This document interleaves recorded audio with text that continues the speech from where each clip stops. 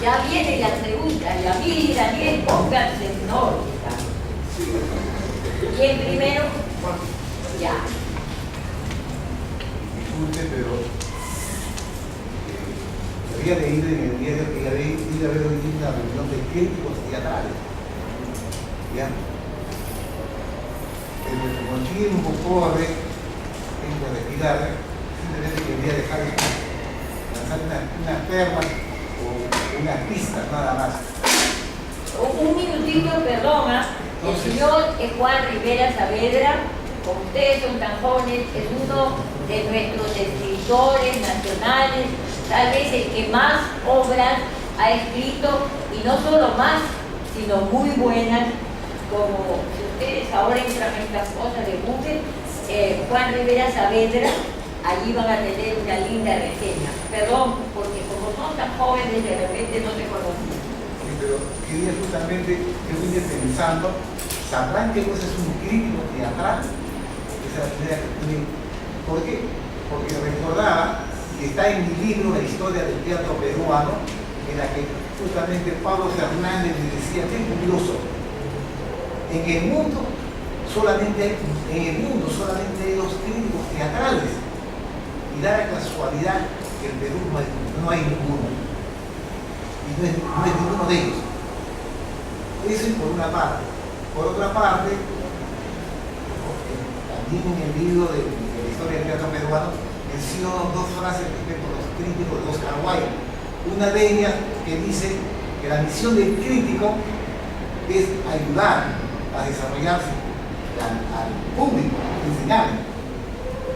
Pero la misión del dramaturgo es enseñar al crítico.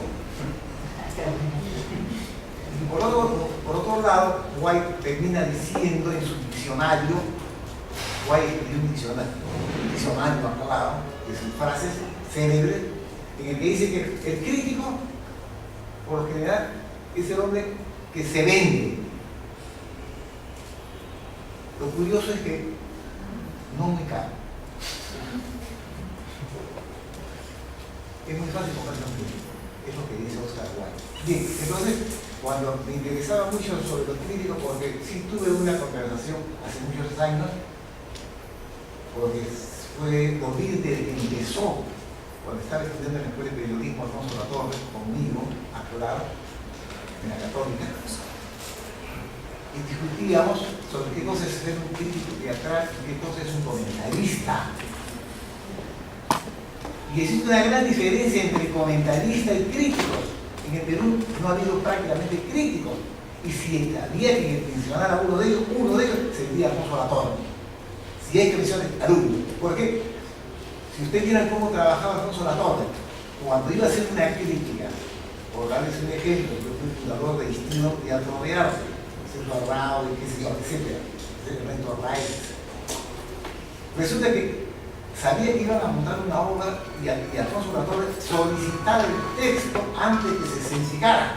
Lo leía y luego iba y conversaba con el director, que lo que pretendía era hacer.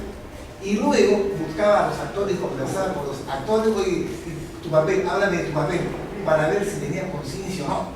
Luego veía el espectáculo y el primer día del estreno estaba sentado, pero él no sacaba una crítica en ese momento. ¿Por qué? Porque decía, tengo que verla por segunda vez. Porque la primera vez me he impresionado. No, un momentito, ahora quiero saber por qué me he impresionado. Y iba por segunda vez. Y a veces, después de la tercera vez, lanzaba su crítica. Curiosamente, en el mismo diario trabajábamos nada menos que Oviedo, José Miguel Oviedo. José Miguel Oviedo era muy elegante, muy qué sé yo, pero tenía un detalle curioso, por eso que la gente buscaba a Oviedo, porque tenía un sentido del humor. Pero él se jactaba de ser pues, el genio máximo, pero se le ocurrió a este crítico, a este gran crítico y temido crítico teatral, escribir una obra, Pulmonena. Fue lo peor que vi en mi vida. Es más, como yo siempre le tomaba el pelo a Miguel Oviedo, le dije, perdón, ¿por qué? ¿Por qué tú no debes dedicarte a escribir obras de teatro? Y dedícate tú a hacer tus comentarios, porque lo que tú haces es comentario. Y sí hubo, y eso fue la discusión que hubo con Pablo Fernández y con y con Alfonso Latorre, sí hubo un crítico teatral, pero que desgraciadamente no escribió más que una o dos críticas, porque él no se consideraba crítico, una crítica teatral de toda una página completa. ¿Y por qué digo que sí era un crítico teatral? Porque no solamente te decía, esto está mal, sino te decía, pudo haberlo hecho así, así, así, así. Esto debió haberse hecho así.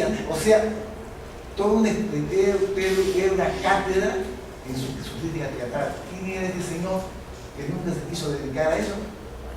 Fue nada menos que Víctor Raúl Aya de la Torre. Yo creo que con eso, Juanito, porque nos está ganando el tiempo y hay gente que tiene que intervenir, pero es un buen punto para dejarlo ahí. Claro, Muchísimas gracias. Solamente para despedirme, porque ya me estoy yendo, ya me estoy retirando. Tuve la suerte de conocer a José, he sido muy amigo con José Triana, que es el brazo derecho de Gabriel García Márquez. Tuve la suerte de conocer a Fabio Pacchioni, especialista en creación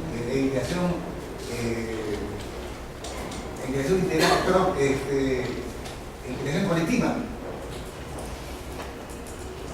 Solamente le digo esto, cuando yo vi de contacto de la TPD, o sea, Teatro Popular Bogotano, que hizo la obra Ahí tú Panamá, se llama Panamá, me sorprendió el montaje de esta obra de creación colectiva. Entonces yo digo que es impresionante, esto lo han creado todos. Sí, me dijo, pero un momentito, para dedicarse a hacer una creación colectiva, obligué a todos los alumnos a seguir un curso de dramaturgia. Muy bien, gracias. Por favor, Sergio, tu aporte.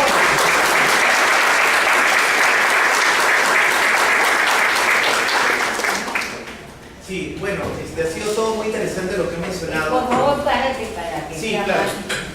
más, Unas cositas puntuales para Yamil. Una pregunta, ¿no? Cuando fui a ver La Piedra, entendí, porque también fui a ver La Niña Fría, que era el resultado de un taller, ¿cierto? Es decir, un proceso en el cual había pues un profesor, director, ¿no? Y alumnos que eran pues los mismos actores de la obra. Si cree Yamil que un crítico puede ir a ver la obra y criticar esa muestra de un taller que de una temporada profesional, como por ejemplo la que hizo Daniel Amado, ¿no? Eres muy pequeño, ¿no? Si el crítico debe ir o debe utilizar otro tipo de palabras, otro tipo de, no sé, digamos, abordar la crítica de manera diferente, ¿no? Para Daniel, bueno, todo lo que ha dicho está muy, muy interesante. Solamente para, de repente, una reflexión más sobre esta relación que hay entre crítica y público, ¿no? O sea, que la crítica pueda formar al público. Y es cierto, ¿no? Hay una escuela de espectadores, creo que en otros países, en los cuales personas especializadas hablan con el público para decir esto está bien, esto está mal. Que también, no sé, eso habría que valorarlo bastante, ¿no? Pero en todo caso vemos de que no necesariamente las obras que tienen mayor cantidad de público son las de mayor calidad, ¿no? O sea, en este caso, de repente, una pequeña reflexión. Y bueno, qué pena que se fue Juan Rivera, era para mencionarle, ¿no? O que, digamos, qué bonito sería que los que se dedican a la crítica pudieran ir a los ensayos, ir a hablar con el director desde antes que digamos, se genere el concepto de la obra, hablar con los actores, ir dos, tres veces a ver la obra. Es una cantidad de tiempo que uno invierte para hacer una crítica como Juan quiere, ¿no? Pero los críticos, bueno, los que conozco tenemos vida también, ¿no? Tengo esposa, tengo familia, tengo un trabajo, entonces a veces no se puede. Y es más, yo que me he dedicado, aprovechando lo del comentario que hizo Daniel, me he dedicado en estos años a solamente ver teatro independiente nada más. Y ni siquiera he podido verlo todo, porque hay tanto teatro independiente, y solo hablo de acá de Lima, ¿no? O sea, no hablo de lo que se hace en los conos, porque no alcanza el tiempo, pero las temporadas duran muy poco, ¿no? Entonces, bueno, qué pena que se fue Juan, pero sería ideal tener ese tipo de cosas, ¿no? Bueno, gracias. Las respuestas de Yamil y tenemos que correr un poco para que nos alcance. Él te pedía una respuesta. Sí, bueno, como tú lo estás diciendo, ¿no? De alguna manera tu pregunta lanza también lo que tú piensas y realmente es lo que yo también pienso, ¿no? Obviamente una crítica a una muestra de un taller de teatro, ¿no? No creo que deba ser igual, ¿no? Tampoco creo que deba subestimarse, ¿no? El trabajo que se tiene. Más bien sería interesante hasta que haya alguien que quiera tomarse el trabajo de criticar, ¿no? ese trabajo en proceso de cada individuo, de cada actor, ¿no?